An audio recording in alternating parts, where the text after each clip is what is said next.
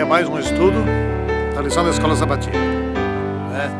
O título do estudo desta semana é As Primeiras Coisas Primeiro. Se fôssemos resumir numa palavra só, poderia ser prioridade. Ageu é o nosso livro. Ageu é um livro bem pequenininho. Tem, afinal de contas, 2 capítulos, Ou aqui na minha Bíblia, não dá 2 páginas. É bem pequenininho. Mas que livro importante. Que livro importante. Nós vamos ver aqui algumas coisas assim. E tem uma lição, pelo menos tem outras, mas uma lição que é fantástica, que é muito, mas muito importante. A respeito do que é prioritário hoje em nossas vidas. Como foi em todos os tempos, Vamos orar para que esse estudo seja realmente bem proveitoso para todos nós. Santíssimo e poderoso Deus, nos abençoe nesse estudo do livro de Ageu. Que esse estudo seja para a transformação das nossas vidas.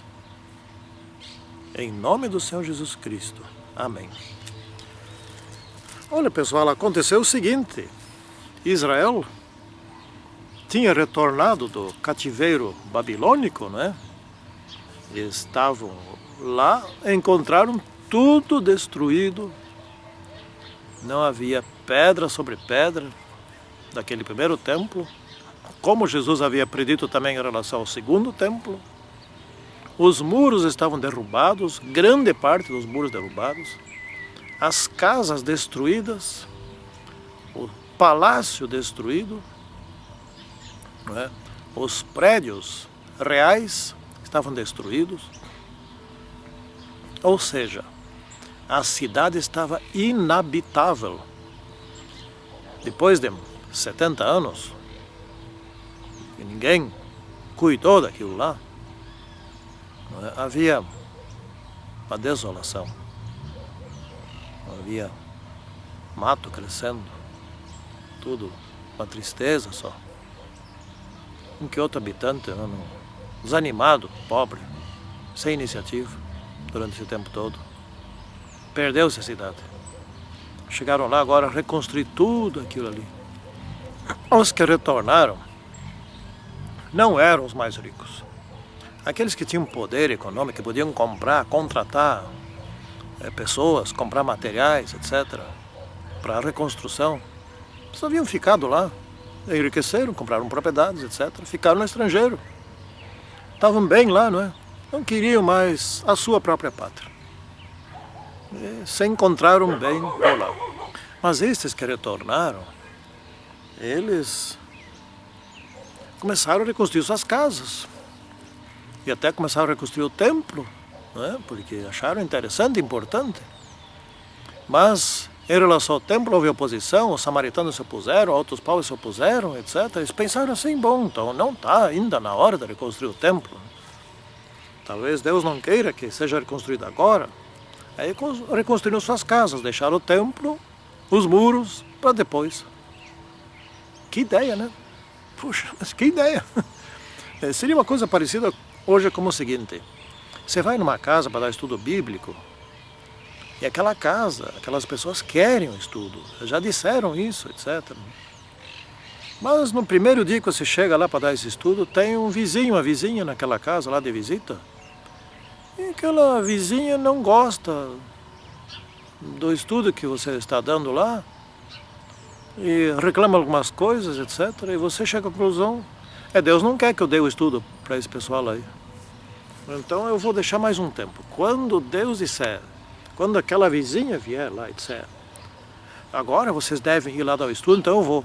Ou então quando os samaritanos, os inimigos de Israel disserem, bom, agora vocês podem reconstruir o templo, então seria uma mensagem de Deus, Mas às vezes a gente chega a certas conclusões que são absurdas, vamos dizer assim, bem absurdas mesmo. Bom, então eles construíram suas casas. E 20 anos depois eles estavam desanimados, Por quê? Mas nada estava certo, nada progredia. Eles trabalhavam duro, mas nada ia para frente, tinha seca, não chovia direito, a produção era escassa, Quem sabe o que produzia era pequenininho, era mirrado. Então não tinham o suficiente para o seu alimento, eles estavam empobrecendo. Caramba, mas eles voltaram do exílio, lá estava razoável, né? Agora estão na sua pátria, estão empobrecendo. Zorobabel era o governador da cidade. E Josué, ele era o sumo sacerdote. Mas um sumo sacerdote sem templo, né? E sem orientação de Deus, mas será que não podia desconfiar que tem uma coisa errada com relação ao a sua atitude com Deus? Eles estavam desanimados porque não produzia, nada produzia. Então, enfim, Deus, a certa altura desses acontecimentos, Deus mandou um profeta. Na verdade foram dois, né? O primeiro que chegou lá foi Ageu, né? Depois chegou outro profeta, né? Que também foi enviado lá para eles, né? Que foi o profeta Zacarias, né?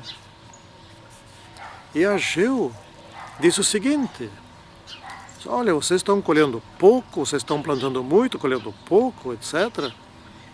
Por que vocês não deram prioridade? O que é prioritário?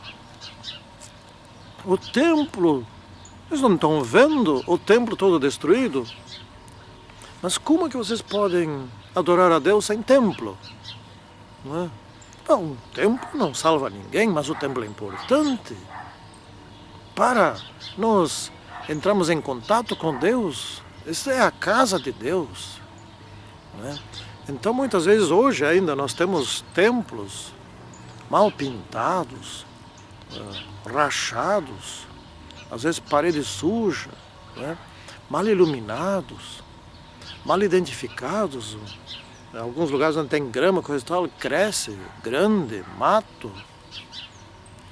E a gente, nesses casos, convida alguém para vir visitar nosso culto, etc e tal. Essa pessoa vem uma vez e nunca mais volta, mas também não deve nem voltar mesmo, né? Se conseguir atrair alguém para um lugar desses, é sinal que essa pessoa também nem merece estar. Nem se alguém se congrega no lugar desses, já é quase de se dizer, não, o sujeito esse não merece estar no céu. Aqui na terra, relaxado, né? Relaxado aqui na terra, vai ser relaxado no céu. Nós temos que pensar muito o que é prioritário, porque às vezes nas nossas casas é bonito, é pintado, é tudo novo, etc. E o nosso templo é um desprezo. E a gente quer bênção.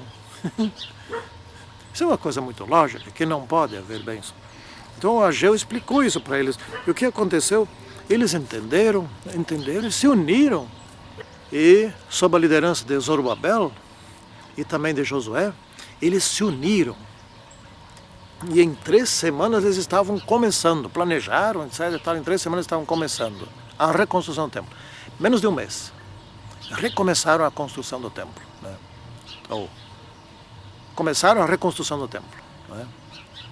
Bom, quando eles decidiram, no início daquelas 3 semanas, quando eles decidiram fazer isso, sabe o que Deus mandou dizer a eles, por meio do profeta Ageu? Eu sou convosco. Mas de imediato Deus disse, agora estou com vocês. E isso quer dizer o seguinte, as safras iam agora em diante produzir, né? O trabalho deles ia render, ou seja, eles iam trabalhar. Para o seu sustento ainda iam reconstruir o templo e daria. Antes não dava nem para o seu sustento, agora fariam 2 coisas e ainda sobraria. Que beleza, né? Oh Deus, mas Deus é Deus mesmo, né? Magnífico Deus. E foi com eles, eles foram bem sucedidos. Em 5 anos, estava o templo em pé, prontinho, né? 5 anos levaram para erguer o templo. Aquele gigante, aquele prédio imponente, não tão imponente quanto era o primeiro templo. Não tão imponente. Então, eles choraram, aqueles pensamentos mais antigos que viram o primeiro templo. Choraram e olharam, oh, o que nós fizemos? Nós estamos pobres, nós não conseguimos construir um templo como foi naquele templo. O primeiro templo era mais bonito, tinha muito ouro, ele era imponente muito mais.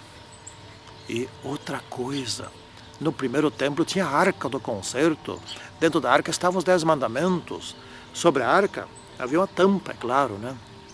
E sobre aquela tampa havia uma manifestação visível. Isso estava no lugar santíssimo, né?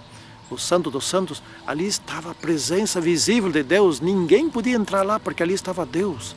Uma luz, Shekinah se chamava, uma luz especial ali que era sobrenatural. Isso não tinha no segundo templo, não. Aquela arca foi escondida antes dos babilônios virem invadir o primeiro templo. Ela foi escondida por judeus zelosos e nunca mais foi encontrada até hoje. A senhora White fala que será encontrada bem no final dos tempos. Não se sabe quando, em que momento e para quê, não é? Mas enfim, não havia essa glória. E eles choraram e lamentaram. Que coisa! Não temos mais aquele templo. Isso era triste mesmo, né? E Deus mandou dizer o seguinte: a glória desse templo será superior à do primeiro. Porque nesse segundo templo, o próprio Senhor Jesus Cristo, em pessoa, em carne e osso, como um ser humano, a semelhança de um ser humano, entrará nesse templo. E neste segundo templo ocorrerá o sacrifício do Cordeiro de Deus. Não dentro dele, mas na cruz. Mas este templo viria isso, não é? Por ele passaria o Rei dos Reis, o Senhor dos Senhores, o descendente de Davi, né?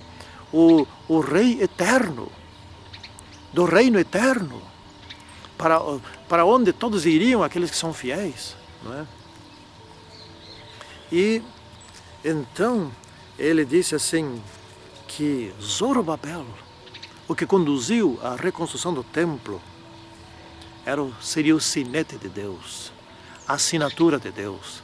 Esse Zorobabel foi o que reconstruiu o lugar do trono de Deus aqui na terra, o lugar da habitação de Deus aqui na terra. O Senhor Jesus Cristo viria em pessoa ali. E o Senhor Jesus Cristo faria a obra que aquele templo anterior e nesse estava prefigurando.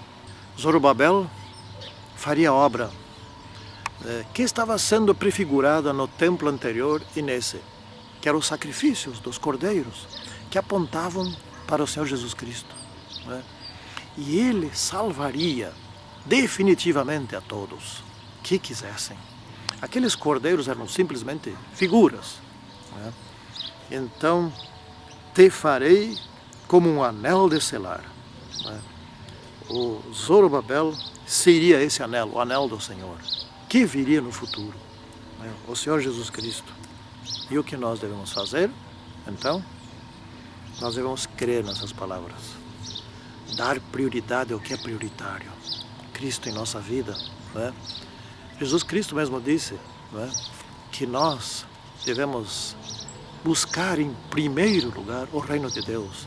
E todas estas coisas, a nossa casa, carro, as coisas que a gente precisa serão acrescentadas. Por meio do trabalho que a gente faz, nas nossas profissões, Deus abençoará. Assim como abençoou aquele povo para fazer duas obras, né? O seu sustento e a reconstrução do templo. Deus também nos abençoará hoje para nós nos mantermos aqui, se nós formos fiéis a Ele e fizermos o trabalho não hoje da reconstrução do templo, mas sim da salvação de almas para o reino de Deus. Dedicarmos algum tempo para isso, nós teremos mais para aquilo que nós necessitamos hoje. E além de tudo isso, ainda seremos salvos para a vida eterna. Oxalá essa seja a experiência de todos nós. Amém.